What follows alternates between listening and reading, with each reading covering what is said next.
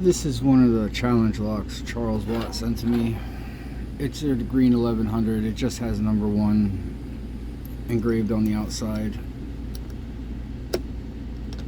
I don't know who made it. I'm not even sure what the name is. It just because it just has that 1 engraved on it.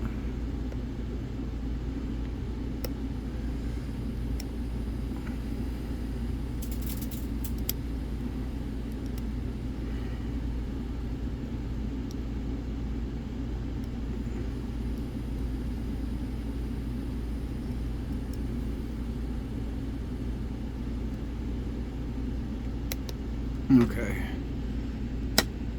so that's open. That is number 1 sent to me by Charles Watt.